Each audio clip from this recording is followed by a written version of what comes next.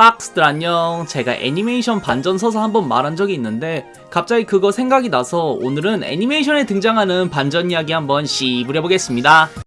경고, 애니메이션 스포일러 조심하시고 재밌게 보십시오.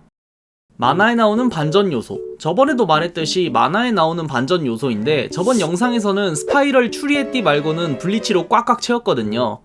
아무튼 반전이었죠? 무튼 오늘은 그런 식으로 반전 요소들 한번 말해볼게요. 먼저 볼 만화는 유유백서의 도구로입니다. 도구로, 대충 유유백서의 이야기를 나누면 연계 탐정편, 암흑무술 대회편, 센스이편, 마계 통일 토너먼트편, 크게 보면 이 정도인데 이 도구로는 암흑무술 대회 당시 최종 보스로 나왔던 인물입니다. 거기에 이 도구로, 정확히는 도구로 동생인 이 선글라스 쓴 캐릭터는 센스이와 함께 유유백서 악역하면 떠오르는 인물 중 하나입니다.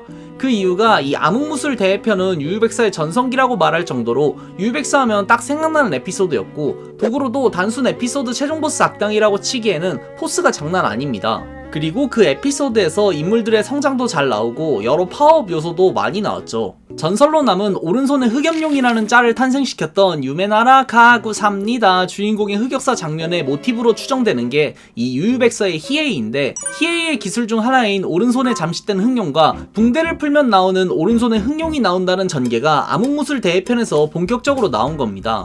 거기에 옆에 짝꿍 개념으로 같이 나왔던 쿠라마도 이때 요괴화한 모습을 보여주기도 했고요. 무튼 그런 에피소드에 주연들만 뭔가를 보여주는 게 아니고 최종 보스라고 할 만한 도구로는 최종 보스답게 악독한 모습도 보여주었고, 힘 몇 퍼센트 폼하면서 처음부터 최선을 다하지 않고 점점 강해지는 묘사도 나와서 막판에는 주인공인 유스케가 전의를 상실할 만큼 압도적인 파워를 보여주기도 했죠. 그런 악당이라 그런지 유유백서 실사화에서 최종 보스로 이 도구로를 사용했었죠. 그런 보스지만 이 캐릭터는 후반 전개에서 개반전인 대사가 나오는데 그게 B급 요괴 도구로입니다. 이건 토가시의 유유백서 연장 때문에 생긴 인플레의 흔적인데, 파워 인플레가 암흑무술 대회 이후부터 생기면서 이 도구로의 강함 이미지가 점점 박살나는 이야기가 나왔습니다. 그래서 그 중간에 요괴 티어 얘기하면서 S급, A급 하면서 이야기를 하는데 도구로는 이중 B급이라고 합니다. 이게 이렇게 된 이유가 유유백서는 원래 이 도구로까지만 하고 연재를 종료시킬 계획이었다고 합니다. 그니까 얘가 원래는 에피소드가 아니라 만화 최종 보스였던 거예요. 그래서 많이 강력한 모습을 보여줬었죠. 근데 내용 늘리면서 인플레의 피해자가 된 건데 여기까지는 괜찮아요. 와, B급이었다고? 돌돌 하면서 센스이라는 더 강력하고 카리스마 있는 적이 나오니까. 근데 마지막 편, 마계편에 가니 유스케는 알고 보니 혈통이 마계 3대 요괴 중 하나인 라이젠의 혈통이었다고 하고, 여기 있는 요괴들은 그냥 요괴들도 아니고 대부분 S급인 요괴들이라 무슨 만화 이제 끝나니까 S급 굿바이 세일이라도 했는지 S급을 뿌리고 있었어요. 그래서 여기 나오는 애들 엔간하면 전부 S급이에요. 심지어 이 도깨비 엔키는 마계 토너먼트라고 역대급 S급 참여자들이 모인 마계의 미래가 결정되는 싸움판의 최종 우승자입니다. 근데 설정이 라이젠의 친구이자 지금은 은퇴하고 평탄한 생활을 보냈던 요괴입니다. 그리고 싸우는 장면도 안 나오고 아몰랑 우승이에요 해서 말이 많았죠. 아무튼 이런 은퇴한 중년 아재보다 한참 딸린다는 이 변신폼 가득한 도구로는 만화가 진행되면 될수록 인플레가 오게 됩니다. 대충 나루토도 차례차례 아카츠키 마다라 나와서 난 지로보 다옹 된 거 마냥 센스이 엔키 난 도구로 다옹 된 거죠. 대충 리버스 우보긴이에요. 우보긴도 크라피카에게 죽고 만화가 진행되면 될수록 와, 크라피카가 진짜 개빡세게 제약 서약했구나, 우보긴 여기서 죽을 사람 절대 아니네, 절대 월드클래스입니다, 이런 소리가 나오는 거 마냥 강력한 포스를 보여준 도구로가 B급 정도였다는 대사는 반전 그 자체였죠. 이런 식으로 후반 강력한 반전을 보여준 도구로. 헌데 그 시절 만화 보다가 충격을 받았던 건 레이브였죠. 레이브, 페어리테일로 유명한 마시마 히로의 대표작 중 하나로 그 시절 애니화를 하고 투니버스에서 방영해져서 이거 재밌게 봤던 사람들 많을 것 같네요. 노래가 좋잖아요. 아무튼 그런 애니의 원작은 만화인데 이게 말이 나오긴 했죠. 이유가 그 원피스 느낌이 나서. 이게 단순하게 우리나라에서만 짭다라고 불리는 게 아니라 전세계적으로 레이브부터 페어리테일까지 그림 느낌이 비슷하거나 캐릭터 컨셉이 비슷하다는 등 여러 이유로 이 마시마 히로 연관 검색어에는 원피스의 작가 오다 H로가 붙어 있습니다. 아무튼 그런 만화고 작가 자체도 캐릭터들 컨셉 자가복제를 많이 하는 편이라 페어리테일에서 지그하르트랑 똑같이 생긴 제라르가 등장하고 사용하는 마법도 천체 마법, 그리고 레이브의 트레이드 마크 중 하나인 주인공 하루의 무기 텐 커맨드 먼츠, 그 각자 특색 있는 무기로 변해가며 싸우는 무기도 페어리테일 에도라스 편에서 창의 모습으로 재등장했고, 푸르라고 맨날 벌벌 떨고 있는 두리몬 같은 친구도 자주 등장합니다. 거기에 만화를 넘어 작가가 얼마나 애정하는지 감도 안 잡히는 오라시온 세이스는 레이브를 시작으로 페테, 에덴즈 제로의 마시마 히로가 디자인을 담당한 게임인 파마기아에서도 등장할 만큼 전작 요소를 자주 사용하는 모습을 보여줬지만, 그럼에도 레이브를 봤으면 알만한 진짜 엄청나게 발전한 그림체와 그러면서도 줄지 않고 늘어나는 작업량과 만화의 분량, 그리고 그런 작업 환경에서도 만화가 인생 휴재가 단 1회도 없었다라는 건 진짜 지금까지의 모든 만화가 통틀어 손에 꼽을 만한 업적이라는 건 대단한 것 같아요. 아무튼 이 레이브는 아까 말했듯 그 시절 투니버스에서 방영을 해주었고, 컨셉도 일단 남녀노소는 모르겠지만 남자애들은 환장할 만한 요소가 가득합니다. 줄거리는 누나랑 그냥저냥 섬에서 살고 있었는데 갑자기 시바라는 노인이 찾아오고, 이 사람은 잘나가는 수준이 아니고 전설의 레이브 마스터였는데 주인공 하루는 그런 거 1도 모르는 깡시골 소년이었어요. 그래서 진짜요? 우와 하하 정도 리액션이 나와서 어린 놈의 새끼 이름값 매럽네. 마음이 들라다가 하루 특유의 그 천진난만한 모습을 보고 좋은 인연을 얻었다고 생각하는 순간 시바를 추격하던 다크블링 술사가 나타나 위기에 빠지죠. 거기에 지금 시바는 전성기는 애진작에 지나고 50년 전 사건 때문에 흩어진 레이브를 찾아다녔던 그냥 보물찾기 노인이었어요. 그래서 적이 노리는 레이브를 하루에게 주면서 도망가라고 하지만 불의를 보면 못 참았던 하루는 레이브를 쥐고 한 대 치게 되는데, 그때 손에서 폭발이 터집니다. GTA 치트 친구인가 싶지만 이거 레이브의 힘이 발현된 거고, 그대로 하루는 시바를 잇는 레이브의 주인이 되어서 레이브를 끼우면 모습과 능력이 변하는 탱커맨드 먼츠를 받아 여행을 떠나, 진짜 어우야 소리 절로 나오는 엘리라는 캐릭터, 은술사 무지카까지 나중에 합류하면서 세상을 구하기 위해 여행을 떠나는 스토리입니다. 이 만화는 그 시절 애니메이션 작화는 솔직히 좋은 편은 아니지만 그럼에도 좋은 OST와 투니버스 황금기에 방영을 해서 우리나라는 추억의 작품으로 기억이 되는 애니지만, 이거 끝까지 봤으면 다들 알다시피 막말로 똥 싸다 만 상태로 끝났죠. 그도 그럴 게 너무 빨리 애니화를 해서 총 분량의 3분의 1인 12권까지 만들고 끝나서 최종 보스의 등장 암시와 함께 우리의 모험은 계속된다 하고 그대로 애니는 막을 내립니다.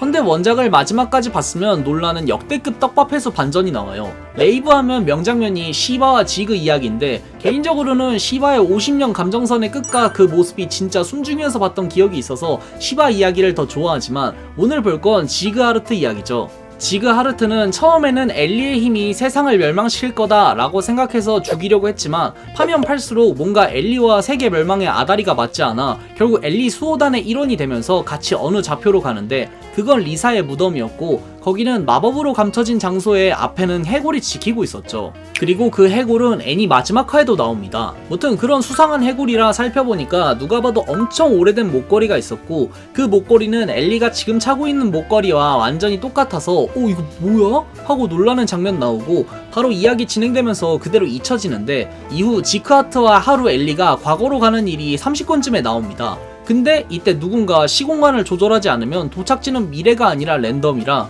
지그하르트는 과거에 남아서 하루와 엘리를 무사히 미래로 보내게 되는데, 그 미래에 온 이들이 본 게 이 해골이었죠. 이 12권에 나왔던 해골은 지그였던 거예요. 거기에 과거 이야기가 나오면서 더 처절한 모습인 게, 과거에 간섭을 못해서 먹지도 마시지도 않고 그저 죽을 때까지 그 자리에 앉아 있었다는 이야기를 보여주면서 역대급 복선 회수이자 반전 요소를 보여주었죠. 이런 식으로 추억의 만화 반전 요소. 헌데 저가 꼬꼬마 시절 개반전 충격을 줬던 애니는 그거죠. 용의 전설 레전더. 개인적으로 진짜 재밌게 보고 아직도 가끔씩 혼자서 정보 찾아보고 있는 애니메이션 중 하나라, 몇 년 전에 블루레이 나왔다는 거 보고 와 갖고 싶다. 이게 육성으로 나왔던 애니고, 심지어 몇 년 전에 한번 말했었죠. 왜냐면 이게 한일합작 애니메이션이고 컨셉이 동양인 캐릭터가 미국 뉴욕에서 살아가는 이야기라, 중간에 불꽃놀이 구경 간다고 했을 때 유카타를 입는데 우리나라는 한복을 입어요. 근데 이게 음성만 한복으로 땡친 게 아니라 실제로 작화도 교체를 했었죠. 약간 그 프리파라 로컬라이징 조상님 포지션입니다. 무튼 내용은 뉴욕에 사는 용이라는 아이가 친구들과 하하호호한 일상을 보내다가 아빠가 다니는 회사의 장난감인 타리스포드를 아빠에게 받게 됩니다. 이건 지금 유행 중인 홀로그램 장난감으로 빵빠레 손잡이같이 생긴 구멍에 크리스탈 같은 걸 끼우면 홀로그램이 튀어나와 몬스터끼리 싸우는 대충 그런 장난감이었죠. 근데 개안들이 쫓아오면서 이 장난감을 노리고, 이 장난감에서 갑자기 시론이라고 하는 바람의 드래곤이 튀어나오면서 크리처 판타지 배틀물로 흘러가는 게 이 용의 전설 레전더입니다. 이 용의 전설 레전더, 저는 변신캐, 용 이런 컨셉을 아직도 좋아해서 게임 직업이나 캐릭터를 고를 때 중요하게 작용하는 편이라 이 애니는 그 시절 마음을 흔들어 놓았죠. 그리고 심지어 깐지가 납니다. 그 시절 용 안 좋아했던 애들 찾기 힘들어요. 탑블레이드, 드래곤 드라이브, 포켓몬, 레전더, 렛츠고, 무튼 그런 애니고 이 크리처들 디자인은 지금 봐도 잘 나와서 아직도 은근 팬들이 있는 만화 중 하나입니다. 헌데 이 애니를 끝까지 봤으면 알고 있는 반전서사가 있죠. 그건 레전더 전쟁. 이건 이 애니의 마지막 클라이맥스를 담당하는 에피소드로 자바워크라고 불리는 레전더와의 전쟁으로 수많은 레전더들이 죽고 죽이는 이야기가 나오죠. 그리고 이 시점에서 극 자체가 완전하게 반전되면서 급속도로 어두워집니다. 이게 더 크게 느껴지는 게 이 만화 초반, 아니 중후반 언저리까지 엔간하면 어두운 서사가 없어요. 기본적으로 빠른 템포의 애들용 개그 애니 느낌 뿜뿜합니다. 진짜 그런 게 아까 말한 한복 나오는 에피소드는 한복을 넘어서 주인공 시론이 방황하다 파워업해서 코만도 바람의 드래곤이 되는 중요한 에피소드입니다. 디지몬으로 치면 메탈 그레이몬으로 진화한 느낌인데 아무튼 그 파워업도 두들겨 맞다가 용이가 타리스포드로 치료해주니까 상처가 치료된 자기 몸을 보고 시론이 어? 어? 에? 뭐 이러면서 놀라고 파워업하고 두들겨 패는 전개입니다.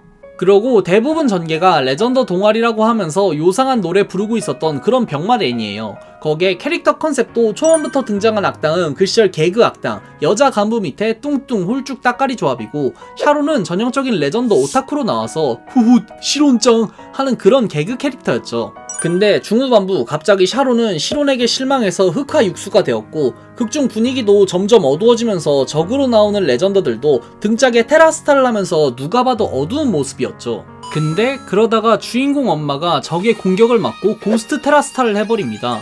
그리고 용이는 완전히 멘탈이 나가버렸습니다. 거기에 시로는 적들과 싸우면서 그 장면을 봐버렸고요. 이때부터 이 만화는 개그물에서 완전히 진지 빡겜 크리처물로 바뀌게 됩니다.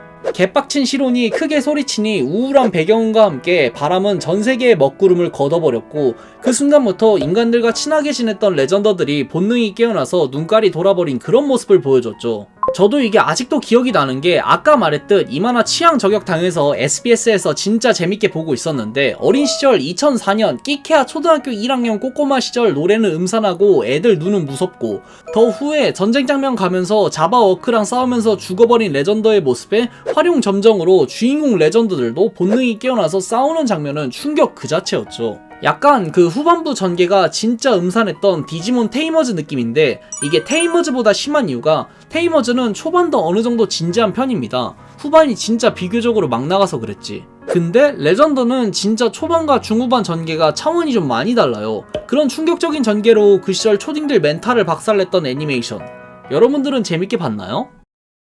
오늘은 이렇게 그 시절 충격적인 반전을 보여준 만화들 한번 말해봤는데 용의 전설 레전더를 진짜 재밌게 봤는데 그렇게 큰 인기를 끌지 못한 게 흠이네요. 게임부터 만화, 애니, 여러 미디어 믹스화를 했는데 다 큰 성적을 못 내서 제작위원회는 해체되고 상품 팔았던 반다이도 발을 빼는 등 아쉽긴 했지만 저는 정말 좋아하는 추억의 만화 중 하나입니다. 여러분들은 이런 식으로 좋아하는 만화 있나요? 댓글로 알려줘요. 그럼 오늘은 여기까지!